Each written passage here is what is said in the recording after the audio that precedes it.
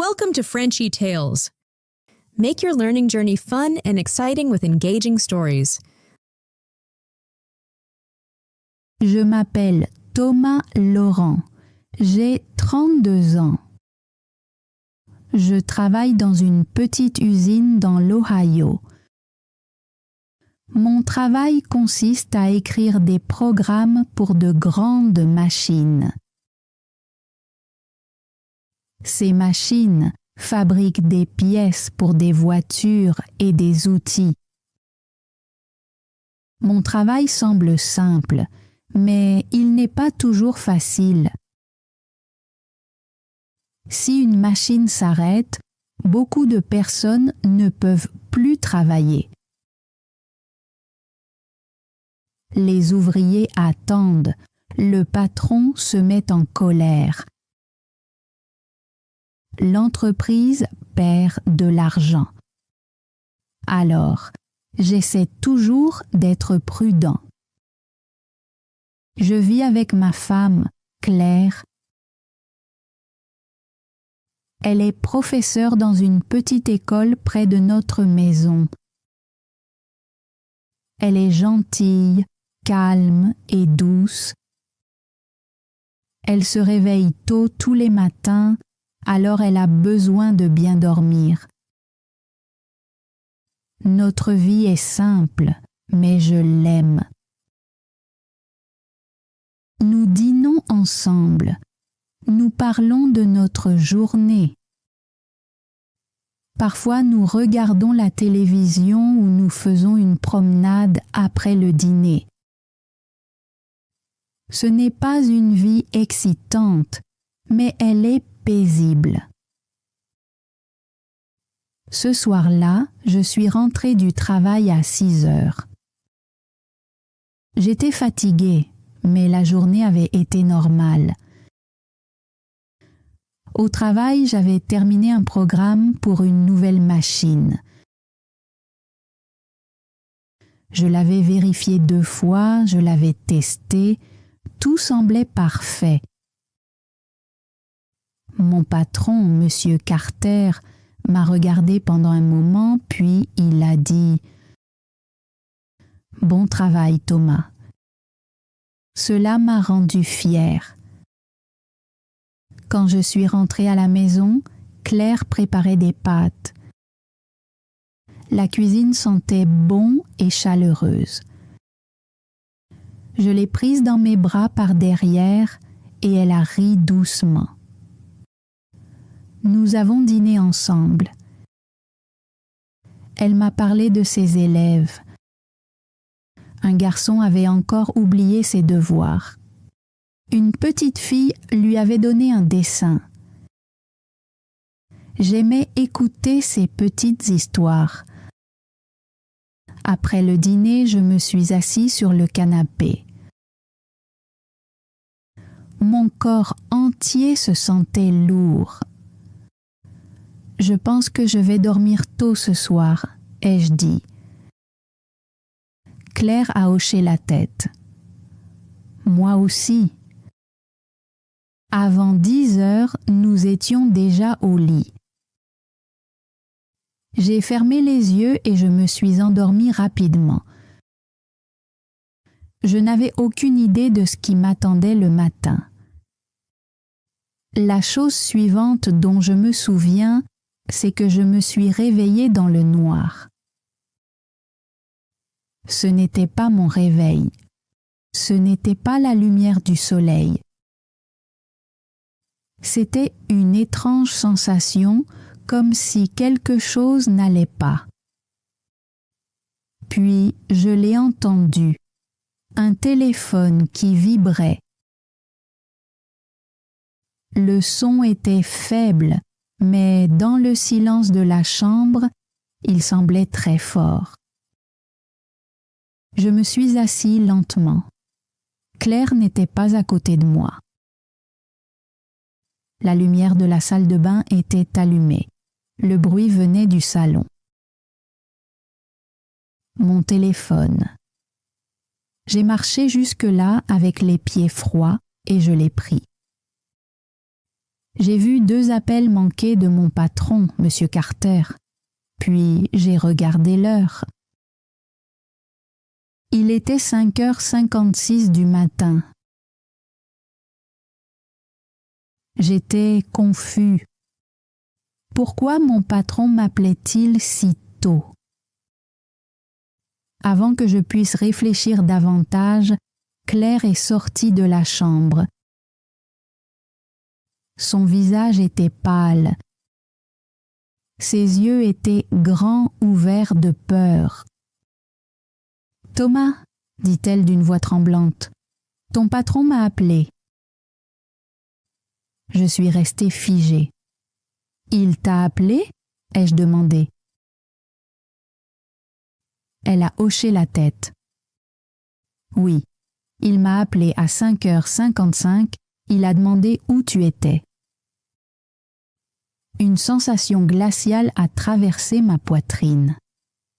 « Pourquoi t'appellerait-il » ai-je demandé. Claire s'est assise, ses mains tremblaient. « Je ne sais pas, » dit-elle. « J'ai cru qu'il t'était arrivé quelque chose de grave. » Ces paroles m'ont fait mal. « Il m'a réveillée, » continua-t-elle. « Il faisait encore nuit, il avait l'air sérieux. » Il a demandé « Thomas est là ?» Je ne savais pas quoi penser. J'ai cru que tu avais eu un accident. Peut-être qu'il s'était passé quelque chose au travail. Elle a baissé les yeux. J'avais tellement peur. Je me suis assis à côté d'elle et j'ai pris sa main.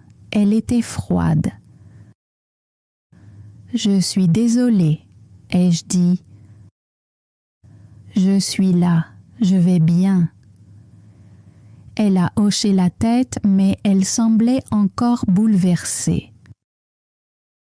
Puis j'ai regardé mon téléphone encore une fois. Il y avait un message de Monsieur Carter. « Rappelle-moi dès que possible. Problème avec la machine. »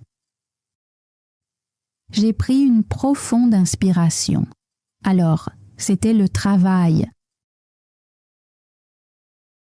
Il y avait un problème avec la machine d'hier. Mais une question restait dans mon esprit. Pourquoi avait-il appelé ma femme?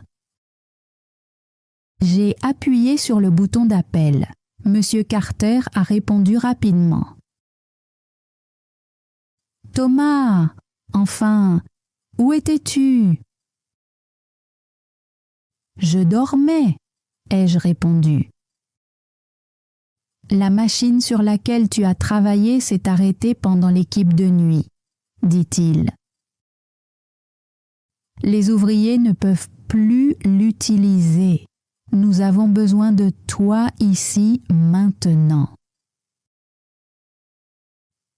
J'ai fermé les yeux un instant.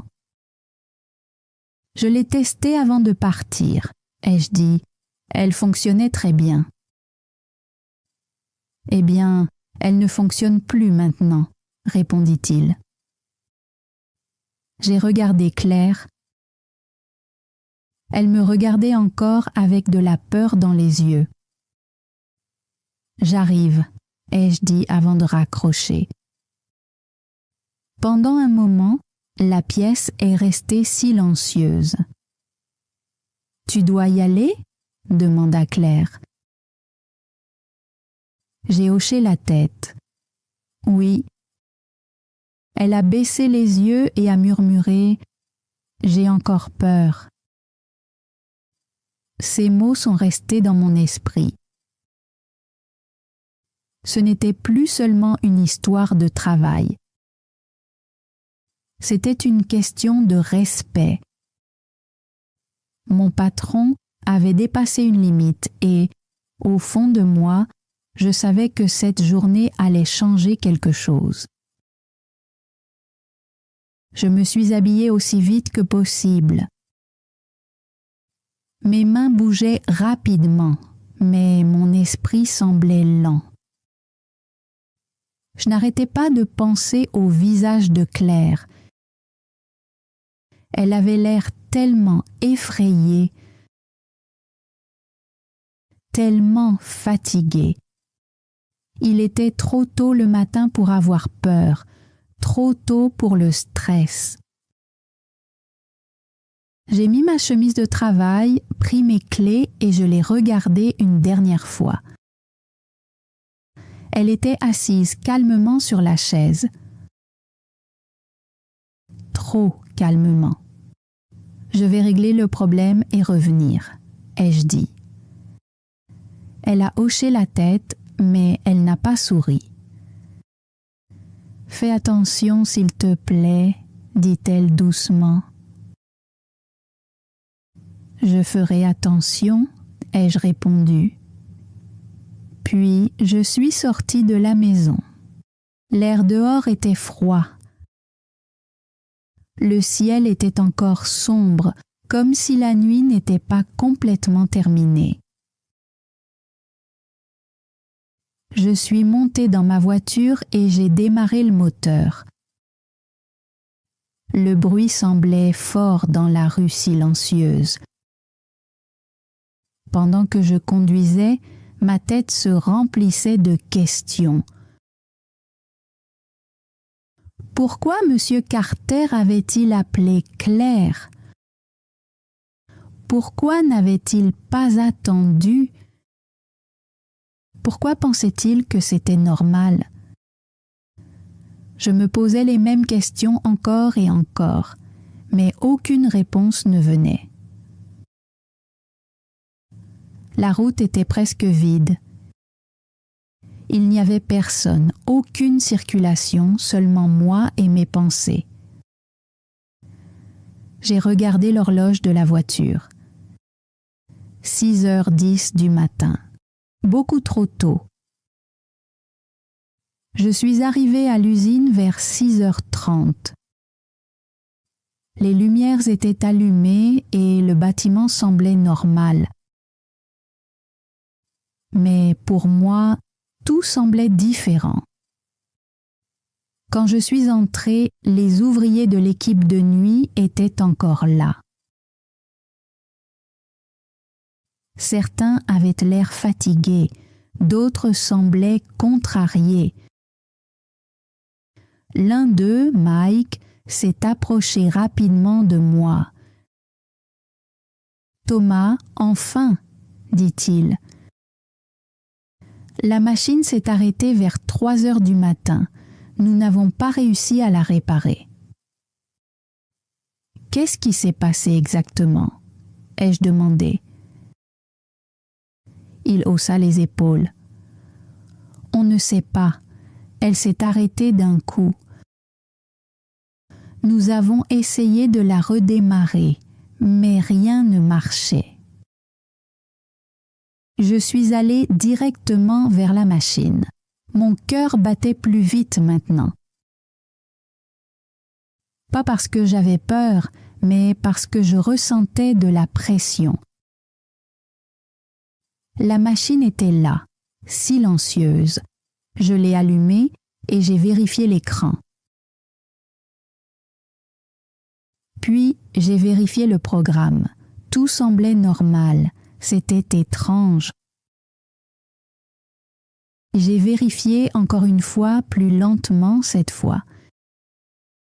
J'ai regardé chaque ligne, chaque chiffre, chaque petit détail. Puis j'ai appuyé sur le bouton de démarrage. La machine a démarré. Comme ça. Je l'ai fixée du regard. Elle bougeait normalement. Aucun avertissement, aucune erreur, aucun problème. « Attends » ai-je dit doucement. « C'est tout ?» Mike avait l'air confus. « Qu'est-ce que tu veux dire ?» « Elle fonctionne » ai-je répondu. Il s'est approché et a regardé la machine fonctionner. « C'est étrange » dit-il. Tu as changé quelque chose ? ai-je demandé. Non, répondit-il rapidement. Nous n'avons pas touché au programme. Nous avons seulement essayé de la redémarrer. Je suis resté là à regarder la machine fonctionner comme si rien ne s'était passé. Et lentement, la colère est revenue dans ma poitrine. J'avais été réveillée très tôt. Ma femme avait eu peur. Mon patron l'avait appelée avant le lever du soleil. Et maintenant, la machine fonctionnait parfaitement. Pour ça, puis M. Carter est entré. Il avait l'air stressé au début, mais quand il a vu la machine fonctionner, son visage a changé. « Elle fonctionne ?» demanda-t-il. « Oui, » répondis-je d'une voix froide. Il regarda la machine pendant un moment. « Eh bien, c'est une bonne nouvelle, » dit-il. C'était peut-être seulement un problème temporaire. Temporaire. Ce mot me fit me sentir encore plus mal. Vous m'avez appelé à 5h50 du matin, dis-je lentement. Il hocha la tête. Oui, c'était urgent. Vous avez aussi appelé ma femme. Il s'arrêta un instant. Oui, dit-il, parce que tu ne répondais pas. Je sentis mes mains se serrer. Ce n'est pas acceptable, dis-je. Il avait l'air surpris. Qu'est-ce que tu veux dire ? Ma femme dormait, répondis-je. Vous l'avez réveillée. Vous lui avez fait peur. Elle pensait qu'il m'était arrivé quelque chose de grave. Monsieur Carter croisa les bras. « Je devais te joindre, » dit-il. « À 5h50, demandai-je. « Pour une machine qui fonctionne parfaitement maintenant ?» Il ne répondit pas tout de suite. « La machine s'est arrêtée pendant l'équipe de nuit, » dit-il. « C'est sérieux ? » « Je comprends, » répondis-je. « Mais ce n'était pas une question de vie ou de mort. Ce n'était pas une urgence où vous deviez appeler ma femme. » Il fronça les sourcils. « C'est le travail, Thomas. Nous perdons de l'argent quand les machines s'arrêtent. » « Je sais, » répondis-je, « mais il y a des limites. » « Des limites ? » demanda-t-il. « Oui, dis-je. Vous pouvez m'appeler. Ça, ce n'est pas un problème. Mais vous n'appelez pas ma femme. C'est privé, c'est personnel. » Il poussa un soupir. « Tu réagis trop fortement. » Ces mots me frappèrent durement. « Non, » répondis-je, « ce n'est pas vrai. » Je le regardai droit dans les yeux. Elle s'est réveillée avec peur. Elle pensait que j'étais blessée. Vous comprenez ça ? Pendant une seconde, il détourna le regard. « Je n'y ai pas pensé, » dit-il. « C'est justement le problème, » répondis-je. « Vous n'avez pas réfléchi. » La pièce devint silencieuse. Mike et les autres ouvriers s'éloignèrent lentement. Ils ne voulaient pas faire partie de cette conversation. Monsieur Carter me regarda de nouveau. « J'essayais de résoudre un problème, » dit-il. « Et vous en avez créé un autre, » répondis-je. Nous sommes restés là, à nous regarder. Je me sentais nerveux, mais aussi fort.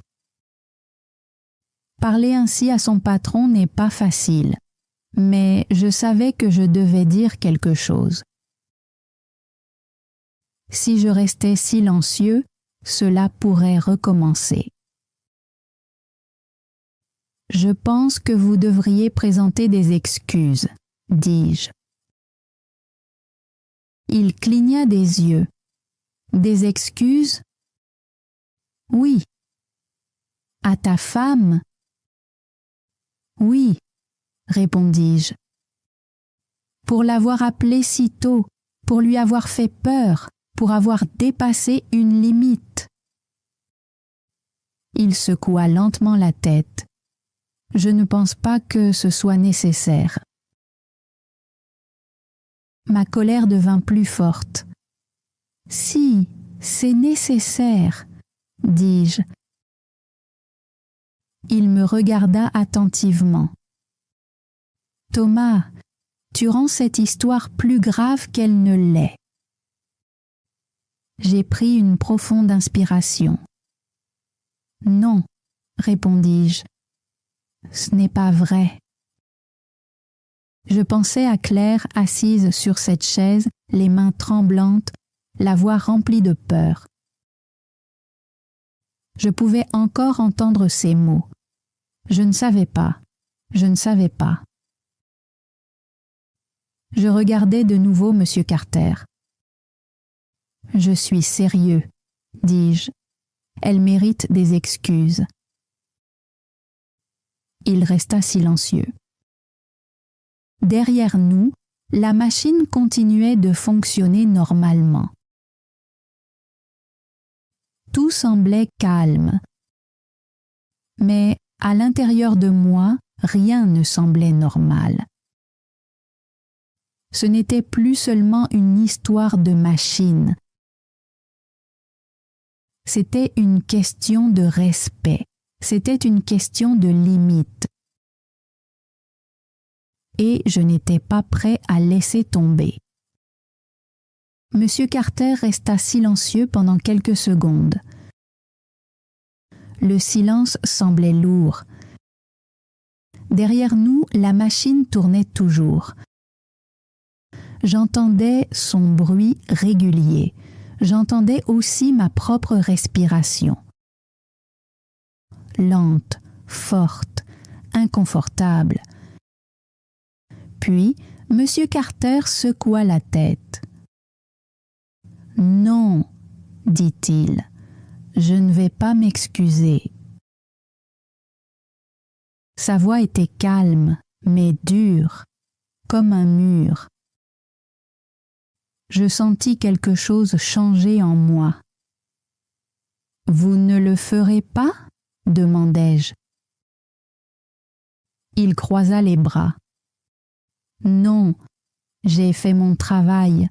Je devais te contacter. » Je le regardais fixement.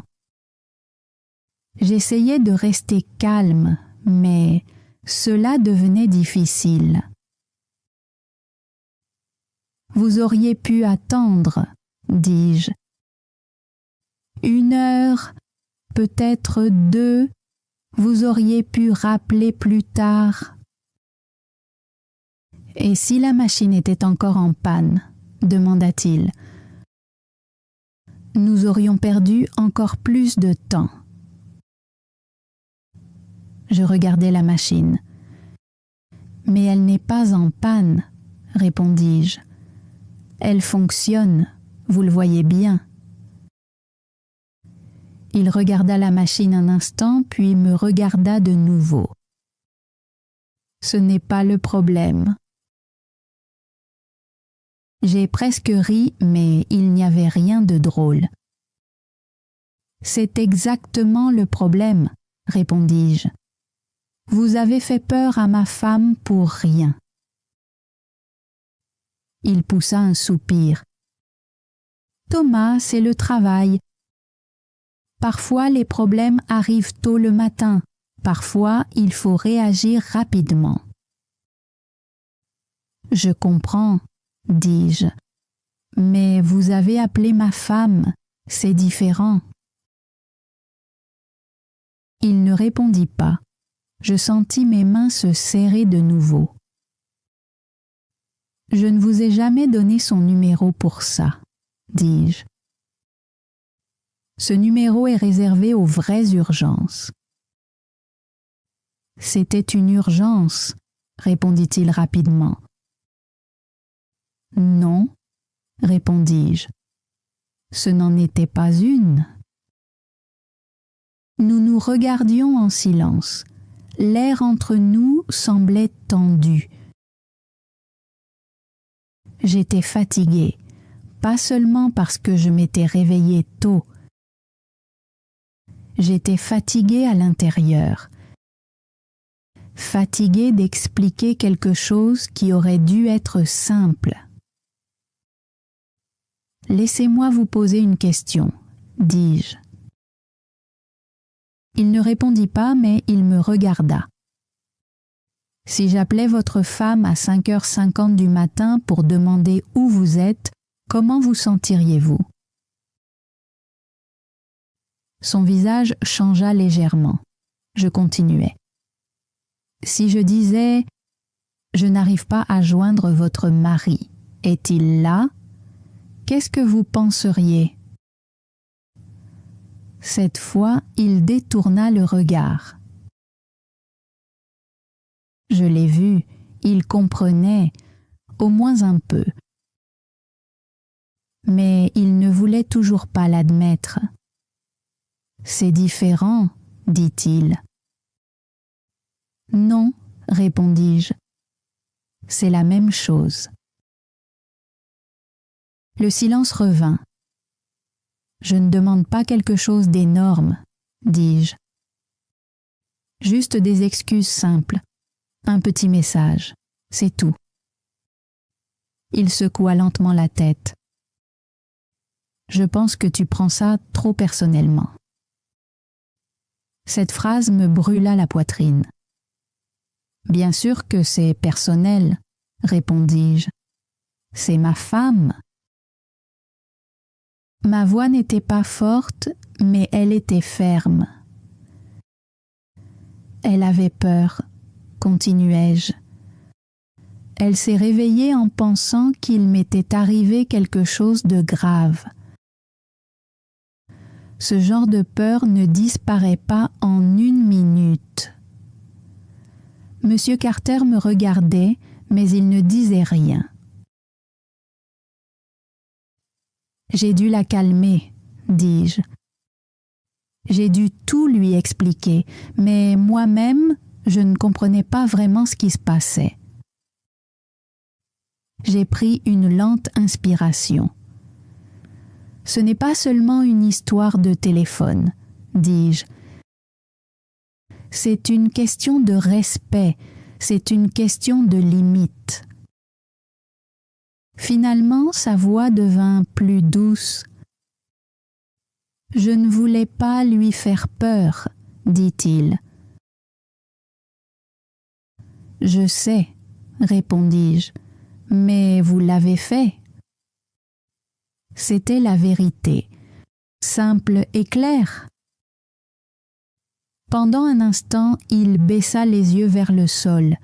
Il semblait hésitant.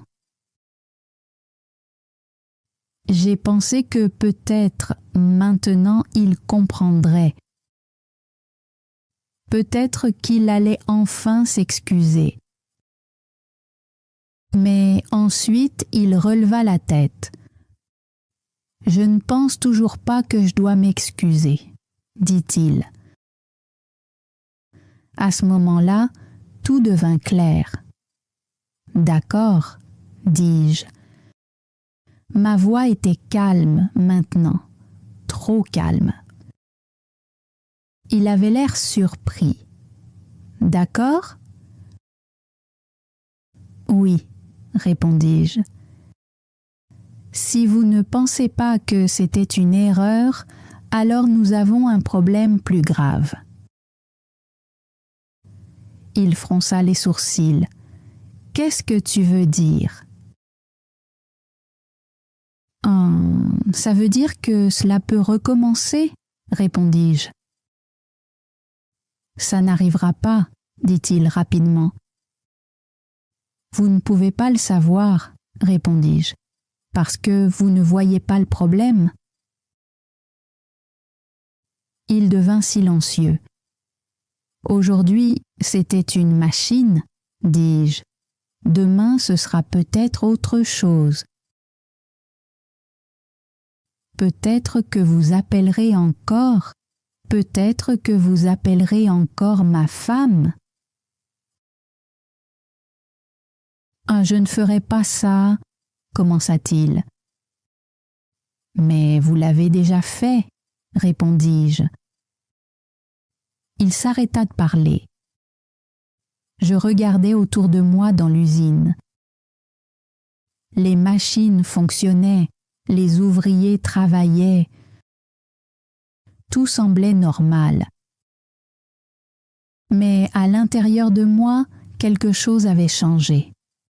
« J'ai besoin de limites claires, » dis-je. Il hocha lentement la tête. « Très bien. Je n'appellerai plus votre femme. » C'était déjà quelque chose, mais ce n'était pas suffisant. « Et les excuses ?» demandai-je. Il avait l'air fatigué maintenant. « J'ai déjà dit non, » répondit-il. J'attendis une seconde, puis je hochai la tête. « Alors, je vais écrire un email, » dis-je. Ses yeux se rétrécirent. « Un email ? » ?»« Oui, » répondis-je. « Je vais expliquer ce qui s'est passé et pourquoi ce n'était pas acceptable. »« Tu vas me signaler ? » demanda-t-il. Je secouai la tête. « Je vais simplement le documenter. » Cette réponse ne lui plaisait pas. « Ce n'est pas nécessaire, » dit-il. « Pour moi, si, » répondis-je. Nous restâmes encore là, avec la même tension entre nous. Mais maintenant, je ne demandais plus. Je décidais. « Je ne cherche pas une dispute, » dis-je. « Je veux seulement que les choses soient claires pour l'avenir. » Il poussa un profond soupir. « Fais ce que tu veux, » dit-il. Je hochai la tête. « C'est ce que je vais faire. » Puis, je marchai jusqu'à mon bureau et je m'assis.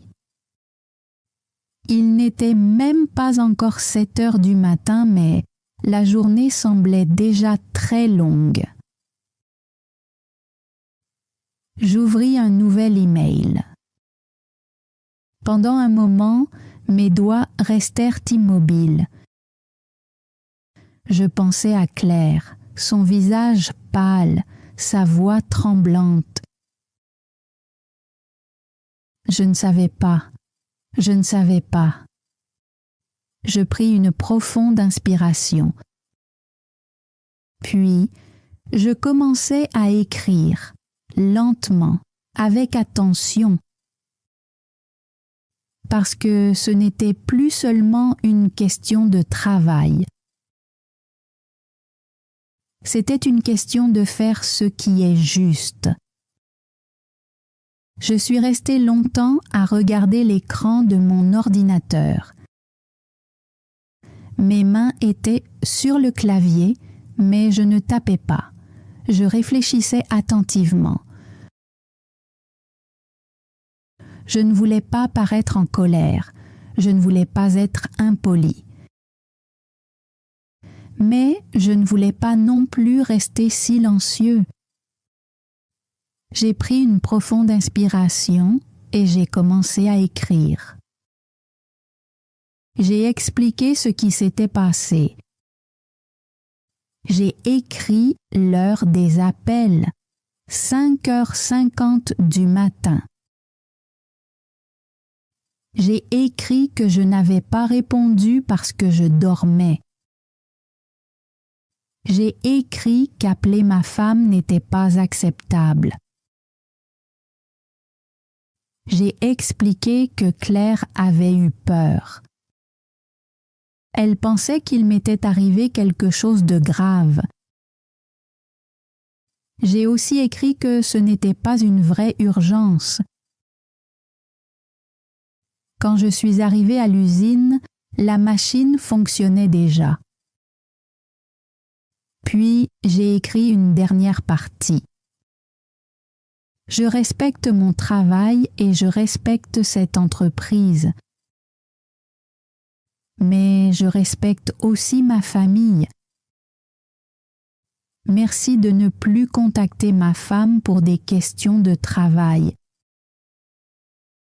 Je pense toujours qu'une excuse serait la bonne chose à faire. J'ai relu l'email 2 fois. Mon cœur battait vite.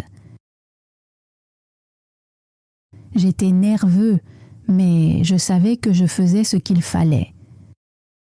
Puis j'ai appuyé sur « Envoyer ».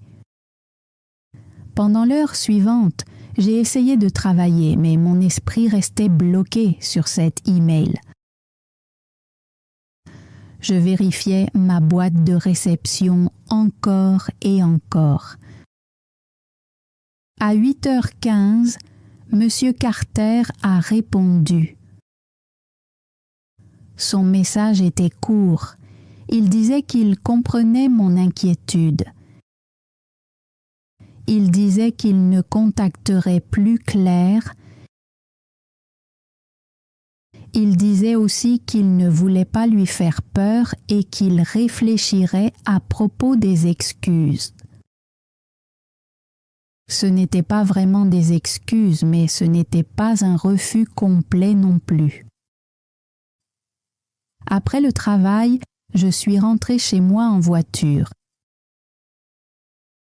Le soleil était levé maintenant et tout semblait normal dehors.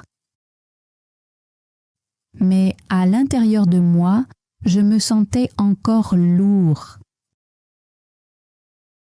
Quand j'ai ouvert la porte, Claire était dans la cuisine. « Tu es rentrée, dit-elle. »« Oui, je suis rentrée, répondis-je. Je l'ai serrée doucement dans mes bras et elle m'a serré contre elle. « Est-ce que tout va bien ?» demanda-t-elle. « Ah, la machine fonctionne, répondis-je. Il n'y avait pas de vrai problème. Elle avait l'air confuse. Alors pourquoi tout ce stress ? J'ai poussé un soupir. C'est une bonne question. Nous nous sommes assis ensemble et je lui ai tout raconté. Je lui ai parlé de la machine, de ma conversation avec M. Carter et de l'email. Elle écoutait calmement. Quand j'ai terminé, elle demanda « Est-ce qu'il va s'excuser ?» « Je ne sais pas, » répondis-je honnêtement. Elle hocha la tête. « Ce n'est pas grave, » dit-elle. Je la regardais. « Ce n'est pas grave ?» Elle sourit légèrement. « J'ai eu très peur ce matin, » dit-elle. « Mais tu as pris ma défense, et ça, c'est important. » Ces paroles touchèrent mon cœur. « Tu comptes beaucoup pour moi, » dis-je. « Tes sentiments comptent aussi. » Elle prit ma main. « Je le sais. » Cette nuit-là, j'ai beaucoup pensé au travail et à la famille. Le travail est important. L'argent est important. Mais les personnes sont plus importantes. La paix est importante. La famille est importante. Le lendemain matin, je me suis réveillée à 1h normale. Aucun appel, aucune peur, juste un matin calme. Puis j'ai regardé mon téléphone. Il y avait un nouveau message de Monsieur Carter. Il avait écrit « Thomas, j'ai réfléchi à notre conversation. Je comprends maintenant. Je suis désolé d'avoir appelé votre femme si tôt et de lui avoir fait peur. Ce n'était pas correct, cela ne se reproduira plus. » Je l'ai lu lentement. De vraies excuses. Je suis allée dans la cuisine. Claire préparait du café. « Il s'est excusé, dis-je. » Elle se retourna. « Vraiment ?» J'ai hoché la tête. « Oui. » Cette fois, elle sourit vraiment. « C'est bien, » dit-elle. « Oui, » répondis-je. « Ça l'est. » Plus tard, quand je suis retournée au travail, tout semblait redevenu normal. Monsieur Carter me fit un signe de tête. Je lui répondis de la même façon. Aucune colère, aucune tension, juste de la compréhension. Ce jour-là, j'ai appris quelque chose d'important. Si quelque chose semble mauvais ou injuste, il faut en parler.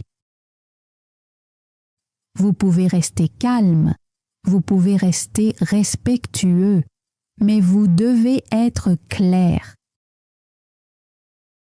Le silence ne règle pas les problèmes. L'honnêteté, oui. Le respect fonctionne dans les deux sens. Au travail, à la maison, partout. Et une vérité est restée dans mon esprit. Protégez votre paix. Protégez les personnes que vous aimez. Parce que le travail reste seulement du travail, mais la famille est tout. Merci beaucoup d'avoir regardé cette histoire jusqu'à la fin. J'espère que cette vidéo vous a aidé à pratiquer le français d'une manière simple et relaxante. Si vous avez aimé cette histoire, merci de soutenir Frenchy Tales en aimant la vidéo, en laissant un commentaire et en vous abonnant à la chaîne pour découvrir de nouvelles histoires françaises émotionnelles chaque semaine. Continuez à écouter, continuez à pratiquer.